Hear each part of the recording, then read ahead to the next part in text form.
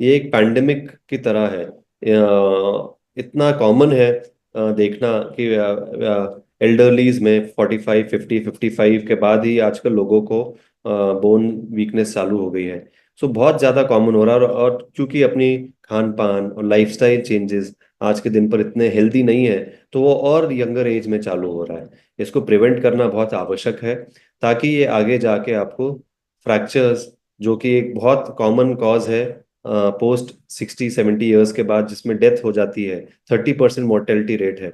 तो उसको प्रिवेंट करने के लिए हम आज से चालू करेंगे, तो आपकी लाइफ स्पैन, आपको डिजीज फ्री जो एज है आपकी, काफ़ी आगे बढ़ जाएगी, और उसमें बोन की हेल्थ और मस्कुलर हेल्थ बहुत स्ट्रांग रहेगी। महिलाओं में क्योंकि एक एज के बाद ईस्ट्रोजन की डेफिशिएंसी होती है, मेनोपॉज आता है महिलाओं में, 45 से 50 साल की ऊपर की महिलाओं में ओवर टाइम ईस्ट्रोजन की लेवल्स कम होती है। तो जब ईस्ट्रोजन की लेवल्स कम होती है, ईस्ट्रोजन एक प्रोटेक्टिव हार्मोन होता है, ये बोन की डेंसिटी को बचा के रखता है। तो जब ये इसकी लेवल्स कम होती है, जो कि महिलाओं में ज़्यादा जल्दी होती है, तो आपको ऑस्टियोपोरोसिस के चांसेस ज़्यादा होते हैं। गाइडलाइंस के मुताबिक, जो अपने नेशनल गाइडलाइंस हैं, उसमें पोस्ट मेनोपॉजल विमेन को जब आपको मेनोपॉज आया, 45 या 50 साल में जब भी आया, तो हर 3 साल में उसका स्क्रीनिंग कराना चाहिए। स्क्रीनिंग में डेक्सा स्कैन होता है, जिससे बोन की डेंसिटी पता पड़ती है, और उसको हम नाप के आगे कंटिन्यूस हम उसको हर 3 साल में करते जाते हैं, ताकि हमको पता पड़ जाए कि आपको ऑस्टियोपोरोसिस कब हो रहा है, और हम उसको फिर उसके लिए कुछ ट्रीटमेंट या इलाज चालू करें। महिलाओं को मेनोपॉज होने के बाद, अगर बहुत सारी महिलाएं 45 से 55 साल की उम्र में दिखाने आती हैं, तो ये उनका हार्मोनल चेंज वाला दौरान पीरियड है। इस टाइम में काफ़ी सारे उनको जॉइंट पेन्स, कई बार muscular pains, aches and pains चालू होते हैं। तो उनका जो सिम्टम्स है, अर्ली सिम्टम्स है, उनको जॉइंट पेन्स, बैक एक होना बहुत कॉमन है। बैक एक तो बैक एक से आते हैं, या कोई जोड़ में दर्द हो रहा है, जल्दी थकान हो रही है, मस्कुलर, उनको जो मसल्स है, ना सिर्फ बोन बल्कि मसल भी वीक होती है, उसको सार्कोपीनिया एंड सार्कोपीनिया कहते हैं। सो मस्कुलर स्ट्रेंथ भी वीक होती है। तो थोड़ी सी एक्टिविटी में थकान होना, ये सारी चीजें उस टाइम पे आती हैं। इसलिए जो हार्मोनल रिप्लेसमेंट थेरेपी, आपके जो गायनेकोलॉजिस्ट हैं, वो HRT के बारे में बात करते हैं। जो लक्षण है, आपको बैक एक्स, आपको जॉइंट पेन्स, आपकी मसल की एट्रोफी होना, आपको जल्दी थकान होना, ये सारे सिम्टम्स है बोन के वीकनेस के। और फिर हम जब डेक्सा स्कैन करके हम नाप सकते हैं, तो हमको पता पड़ता है कि आपको ऑस्टियोपोरोसिस है। लाइफस्टाइल चेंज एक बहुत ही सही तरीका है, जिसे आप अगर अपनाएंगे, तो आपकी बोन्स स्ट्रांग रहेगी। आपको एक रेगुलर वर्कआउट आपके रेजिमेंट में डालना पड़ेगा। भले ही घर ही हाउस वाइफ हो, या ऑफिस गोइंग कोई फीमेल हो, या कोई भी आप प्रोफेशन में हो, तो आपको एक पर्टिकुलर टाइम निकाल कर आपकी बॉडी पर ध्यान रखना पड़ेगा। तो उसमें आप स्ट्रेंथ ट्रेनिंग पे ध्यान दें, आप वेट ट्रेनिंग पे ध्यान दें, आप कुछ एक्टिविटी करें जिससे बोन पर लोड आ रहा है। आप ये अगर अर्ली एज से चालू करेंगे, तो आपकी एक हैबिचुअल, आपकी एक हैबिट हो जाएगी।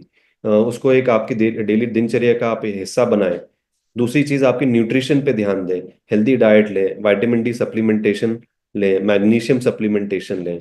सो इन सब चीजों से बोन हेल्थ अच्छी बनी रहेगी आपकी। कैल्शियम एंड विटामिन डी हड्डी की स्ट्रेंथ के लिए ज़रूरी है। हम लोगों को बहुत सारी चीज़ों में, जब हम डाइट लेते हैं, कई बार तो हमको इतनी एडिक्वेट मात्रा नहीं मिलती। सो हम उसके फिर सप्लीमेंट्स एडवाइस करते हैं। विटामिन डी लेवल की, विटामिन डी जो है वो सिर्फ विटामिन डी विटामिन नहीं है, बल्कि एक मात्रा के बाद, एक लेवल के बाद बॉडी में एक हार्मोन की तरह ही काम करता है। जैसे ईस्ट्रोजन है, ईस्ट्रोजन किससे बनता है? तो जब ईस्ट्रोजन एंड टेस्टोस्टेरोन हार्मोन जो बनते हैं, तो उसमें एक बहुत इंपॉर्टेंट पाथवे है जिसमें विटामिन डी की रिक्वायरमेंट रहती है।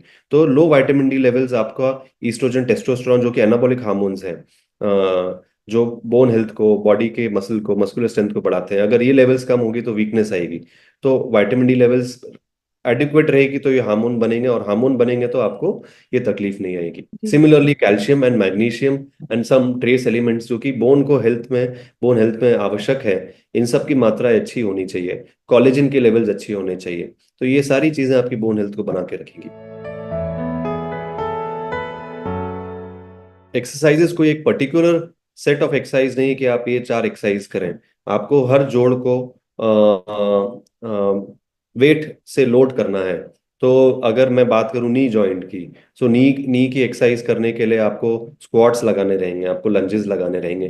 पहले आप बॉडी वेट से कर सकते हैं, फिर ओवर टाइम आप वेट को डंबल लेकर हाथ में भी वो सेम एक्सरसाइज कर सकते हैं। सिमिलरली हिप को लोड करने के लिए कुछ एक्सरसाइजेज हैं, जिसमें एसएलआर है, बैक की एक्सरसाइजेज है। आप जब नीचे कुर्सी पे बैठते और खड़े होते हैं तो आपके थाई मसल्स यूज होती है, तो वो आप डंबल्स के साथ यूज करें, सिमिलर स्क्वाट्स करें। तो ये सारी चीजें जॉइंट्स को लोड करेगी। आप हर जॉइंट पर लोड देकर उसकी एक्सरसाइज कर सकते हैं। और जब आप ये करना रेगुलर बेसिस पे चालू करेंगे तो स्ट्रेंथ बढ़ती जाएगी, और स्ट्रेंथ बढ़ेगी तो बोन की स्ट्रेंथ भी और मस्कुलर स्ट्रेंथ भी बढ़ती जाएगी, उसकी डेंसिटी बढ़ेगी।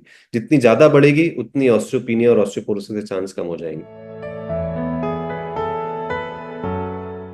अगर ऑस्टियोपोरोसिस डायग्नोज हो गया आपको कि हाँ आपका डेंसिटी 2.5 -2.5 से कम आ रहा है, सो अगेन मैं आपको फिजिकल वर्कआउट्स पर आपको चालू करने बोलूंगा।